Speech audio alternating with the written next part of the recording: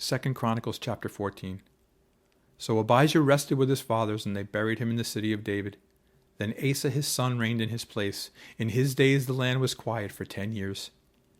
Asa did what was good and right in the eyes of the Lord his God, for he removed the altars of the foreign gods in the high places, and broke down the sacred pillars, and cut down the wooden images.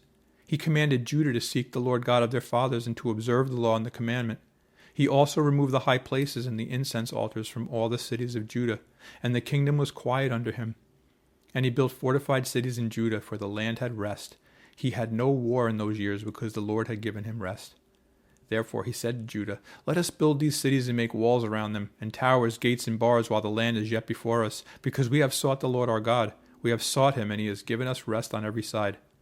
So they built and prospered, and Asa had an army of 300,000 from Judah, who carried shields and spears, and from Benjamin 280,000 men who carried shields and drew bows.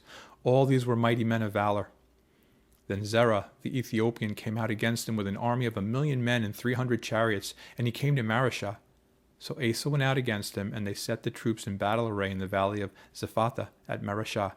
And Asa cried out to the Lord his God and said, "Lord, it is nothing for you to help, whether with many or with those who have no power.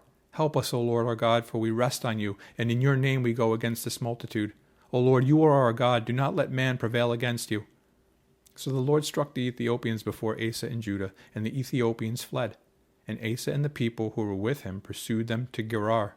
So the Ethiopians were overthrown, and they could not recover, for they were broken before the Lord and his army, and they carried away very much spoil.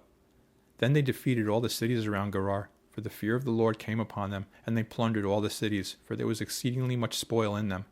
They also attacked the livestock enclosures, and carried off sheep and camels in abundance, and returned to Jerusalem.